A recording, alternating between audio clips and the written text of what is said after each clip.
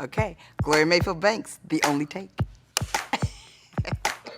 Living, caring, giving, sharing. Boy, oh boy, I love to work with the daring. A magic million? Can you imagine such? Of course you can. We've got the touch. I'm small in stature only, but I'm heavy in belief. I'm leading by example, so you can count on me as I flash this $1 million smile. The world will know it's all worthwhile, because I'm banking on the magic, banking on success, banking on some people who simply want the best. I'm proud to be before you, and I'm proud to be top rank. I'm elite executive, national sales director. My name is Gloria Mayfield Banks. I've always thought that affirmations in Mary Kay were important. Each of us are individual, and that affirmation lets other people see your individualism and what you're about. So I started with my affirmation, and it's changed a little bit at the beginning, and then it sort of found its home and stayed there. When I was a little girl, what was my dream job? Honestly, I thought I was gonna be a comedian. But I didn't know what a comedian was the way I know it today. But I did think I was gonna be in a position where I would make people laugh. I'm happiest when people are happy around me. My parents lived the type of life I wanted to create for my life. My parents were just shy of 62 years when my dad passed of marriage, and I'm the third of 4 girls. We all live in different cities now, but growing up together, we were independent, but connected. And my parents, to me, the best way I could describe it is that they were very, very passionate about our self-esteem and about our education. They instilled hard work in us, and they expected a lot from us, but it wasn't the type of expectation I see some people talk about. It wasn't an uncomfortable expectation. We support you to be amazing because you are amazing, and you will become amazing. 7th grade. You know how you forget about a lot of grades? 7th grade was the year that brought to light my challenge with reading. And that's the year they found out I was dyslexic. And I remember it so well because I did a book report on the Panama Canal. And my teacher called my mother about this book report. My writing was off, my spelling was extremely challenging, and so that's when they found out I was dyslexic. What I know now is that they didn't have the tools to work with people who were dyslexic.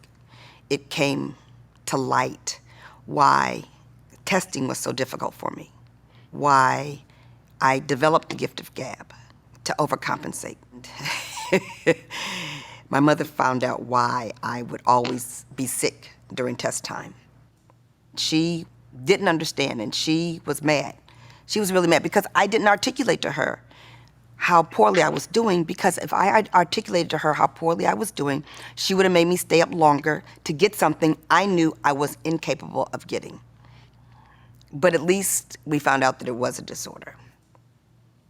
What was amazing was the way my parents handled it, so that I never got bullied, I never got teased. It was something at that time in my life I tried to cover up. And so I really do believe that's why I got the gift of personality, because I did not have the gift of showing up in schoolwork. They kept telling me I was smart. That was important. It was important that they kept telling me that I was smart, even though the books didn't tell me I was smart. And that was important for me. So it was a really big deal because a lot of people had talked about what it was gonna be like. We had to take a different bus, and we were gonna go way out into the community. And see, that was big coming from a city like Detroit, because Detroit in our mind was the African-American city. I was captain of the cheerleaders. No surprise. But it was sort of funny because I remember how ambitious I became at winning. And I was a captain of cheerleader, and we were going for state champs in a school that we integrated, and we were gonna play in that environment. It was a big deal. I tell people that's where my appetite for ambition was developed because it was recognition based. And what was exciting for me is I had to help others become their best. People laugh when they know that I used to work seriously at a grocery store. Yes. This is where I really saw my people skills. Whatever lane they put me in, people would be in that lane. I saw the power of making other people feel great.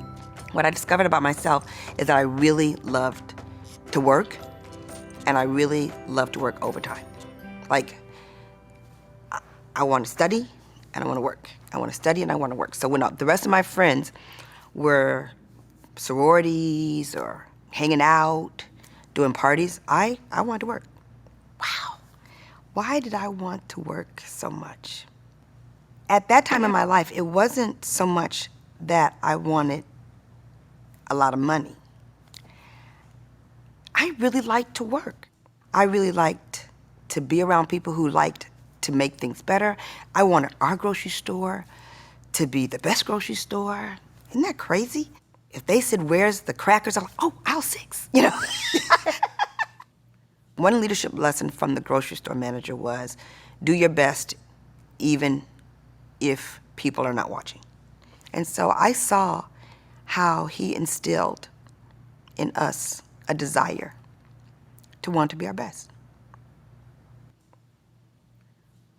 I was motivated by the excellence of the possibility of Harvard. So I applied.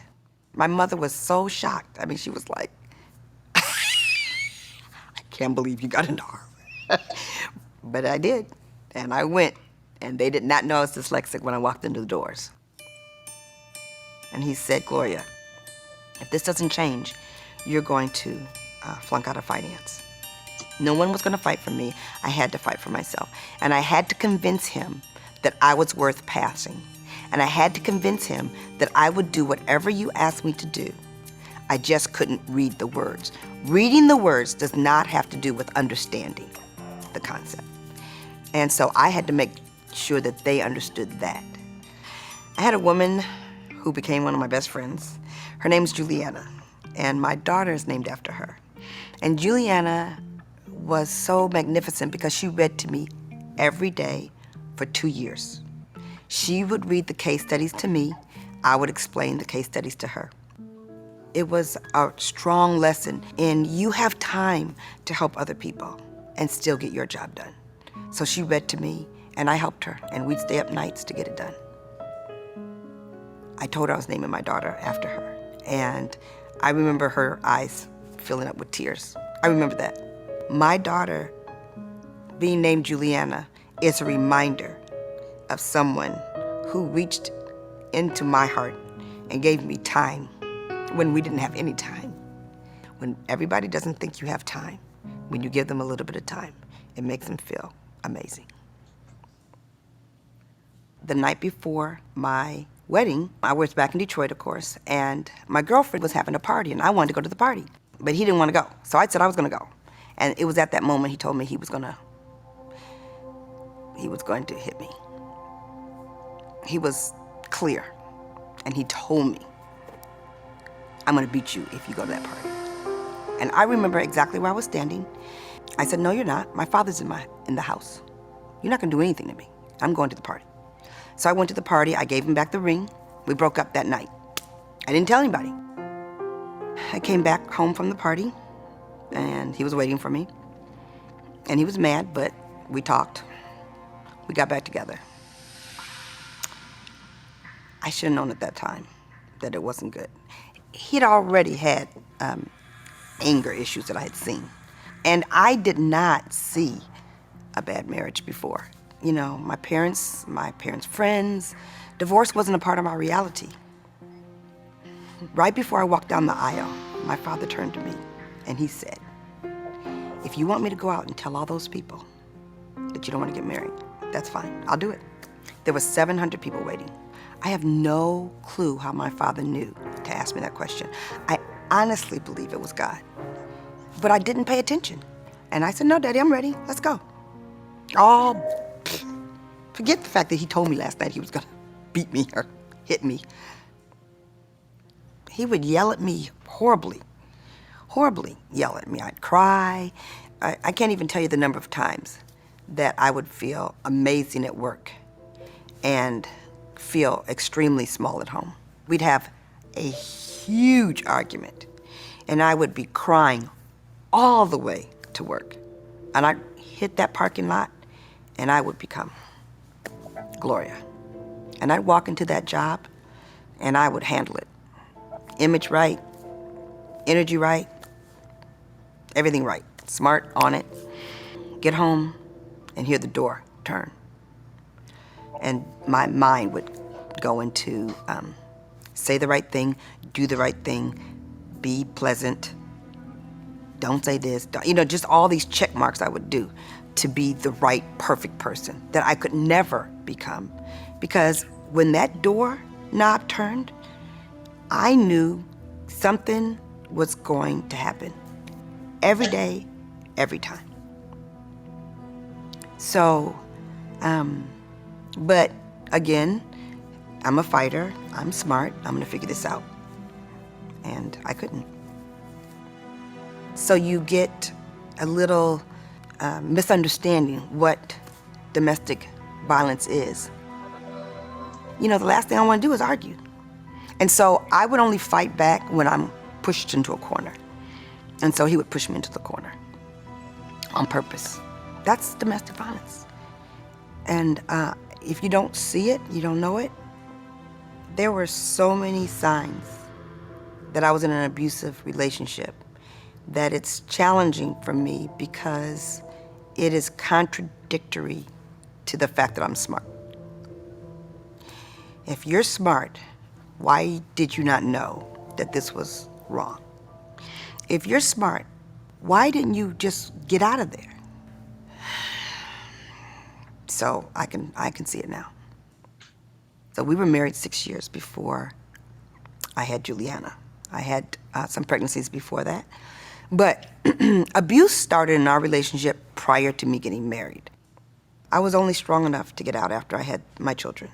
And they were 1 and 2 and 2 and 3, and I immediately saw what was happening.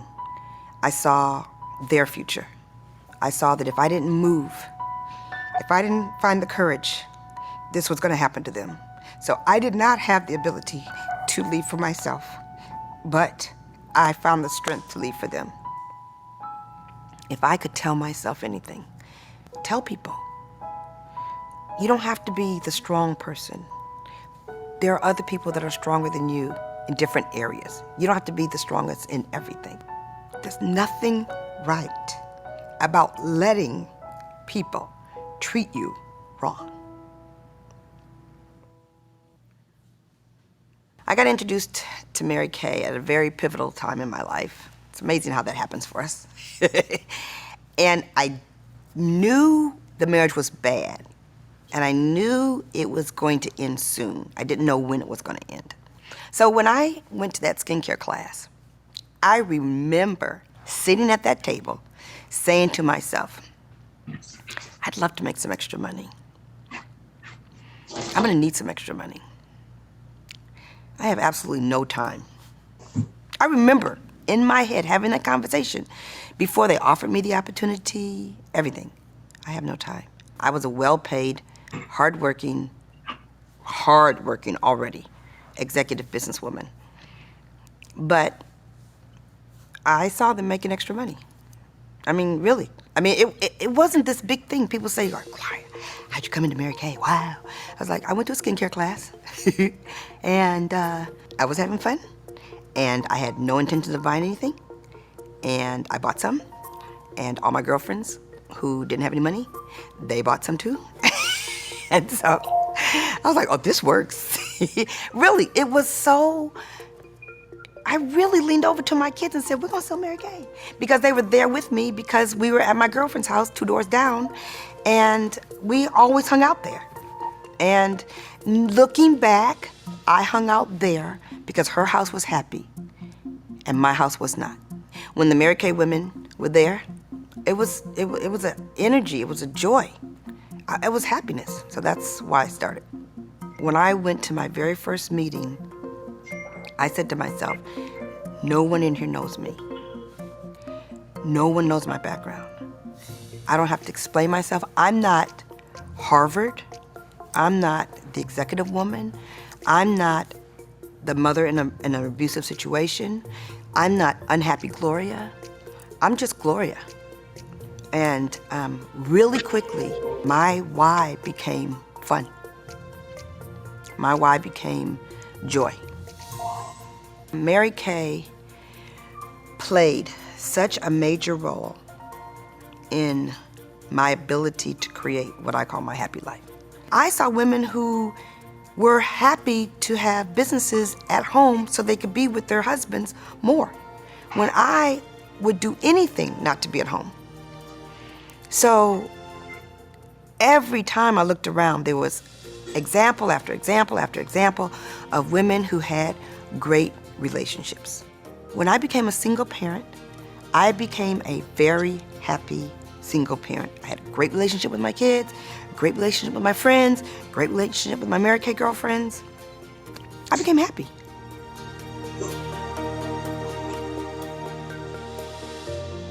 And it was because of those two children that I learned how to be a great single mother, and I fell in love with my husband, Ken. And it was because of those children, because I took them on vacation, that they led me to the love of my life. When he met me, the first thing he said was, I have never met such a happy single mother. And I can honestly tell you, it is because of the choice of this career that I was a happy single mother. Ken loves the lifestyle of Mary Kay. He loves the excitement of Mary Kay. He loves the race of Mary Kay. He loves to travel. You should have seen his reaction when we walked into the suite, the $1 million suite in Milan. I mean, it permeates through everything. Because I'm a better person. I'm a better person. And he got a better person because of Mary Kay. I have a happy home. I have a phenomenal relationship with my husband, a phenomenal relationship with my kids. My children are so encouraging. I believe they got the gift of encouragement by being around the Mary Kay environment. I would say that relationships are to give you joy. Even if they're challenging, you have to decide whether you're fighting for a better relationship or are you fighting to save yourself. A relationship is supposed to make each person better. If you don't fight for your heart, how do you expect anybody else to fight for your heart? And if you don't fight for your heart, you'll lose your heart. And I lost mine, but I got it back. I remember walking into my very first Mary Kay meeting. Hi! Hi! Everybody was so huggy and happy. And I was so taken back by that. I was like, oh no, no. No need for a hug, here's a chair. So I really did, I felt uncomfortable. I sat like this. I was like, where am I at? I don't understand. And they had started talking about their success. And again, everybody was laughing and they were clapping.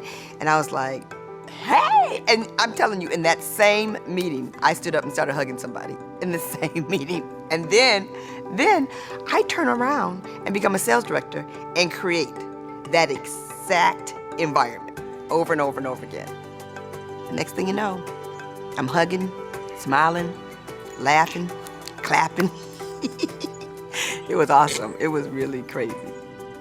I walked in the doors because I could increase my income. But I fell in love with the career because of the recognition. And I grew in the career because of the competition. For me, the competition meant personal growth. But I remember it was like my first or second meeting, and I walked into the meeting with my girlfriend, Jackie, and I said to her, who are those women sitting in the front of the room? Why do they have on red jackets? And why are we sitting in the back of the room? I belong in the front of the room. I knew I belonged in the front of the room. different things drive different people, and I was driven by sitting in the front of the room. I was driven by winning. Just blessed that I did not get crushed by people who tell me no. I just got lifted by people who said, thank you, Gloria, thank you. It was pretty cool. I knew I had to draw to me ambitious women like myself. I really knew that. I'd say, if you don't want more, it's not my responsibility to teach you that you deserve more for yourself and your family. It's my responsibility to find women who really know they want more.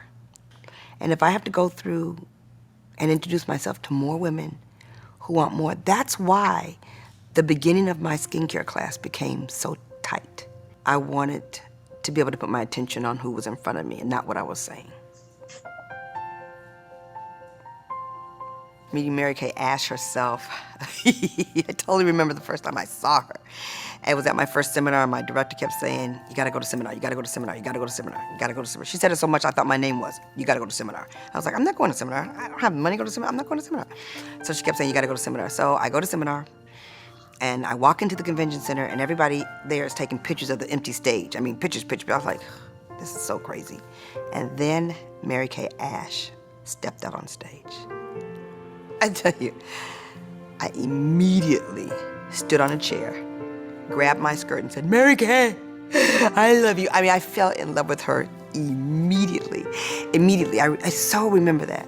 I remember going to Dallas for a meeting at my other job. I said, I'm gonna sneak over after the meeting and go to the Mary Kay headquarters. And I was just sitting in the middle of the lobby, and Mary Kay came through the lobby, and I ran over there. I lost all professionalism. I ran, Mary Kay! It's so ridiculous. And so, anyway, I mean, her hands were soft as butter. And she grabbed my face, and I said, Mary Kay, my name is Gloria, and I live in Boston, and you know, she asked me a couple questions. I can't even remember what she said, but I just remember her saying, and I know you'll be great. And I know you'll be great. I mean, she looked me dead in my eyes, and she said, I know you'll be great. It was awesome. And I am. I was a DIQ 3 times. I kept falling off, and falling off. And then I went to a retreat in January. And at the end of this retreat, you know, they play that sappy song, and everybody's crying, and I was crying too, like, I'm gonna be great, you know, sappy song. I said to myself, Gloria, this is ridiculous. You gotta get it together. I so remember that. There's nothing more powerful than a made-up mind. And so I went to work the way I was supposed to work, not the way I wanted to work, the way it said to work in the consultant's guide. I went back there, and I started doing that work. What I did differently that I wasn't willing to do before I had that made-up mind was I became extremely consistent on tracking the week.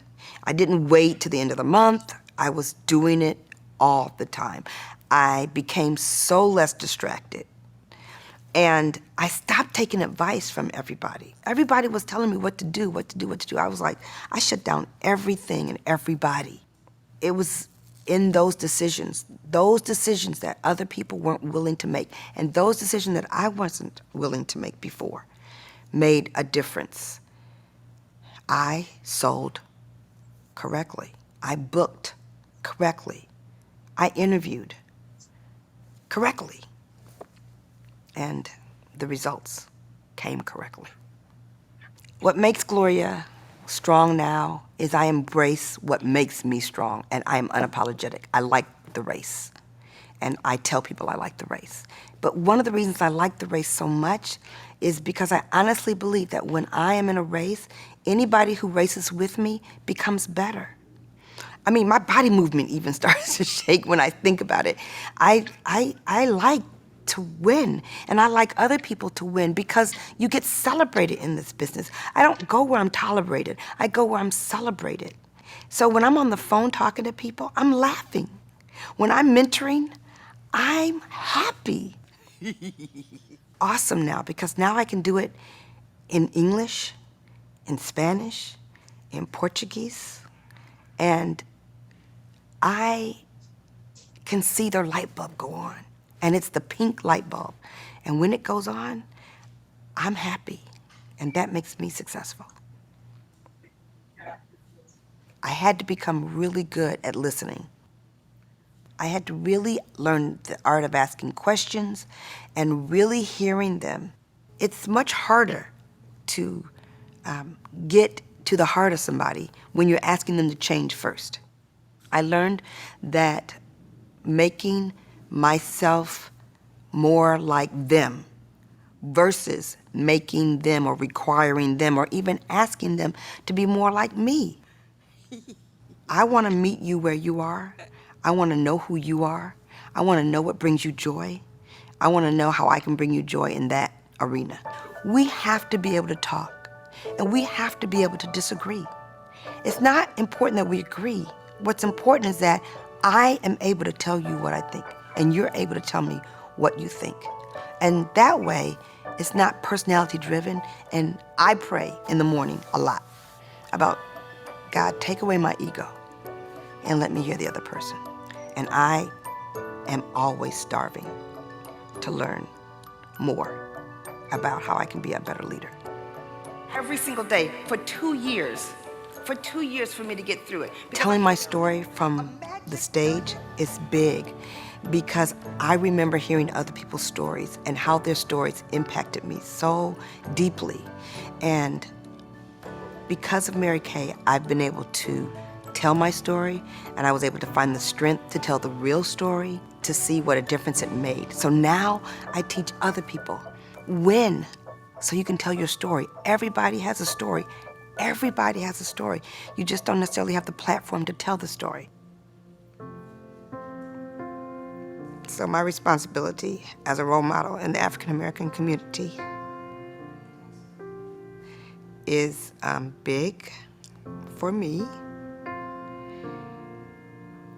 because I don't think everybody understands it. Because for me, it is an example for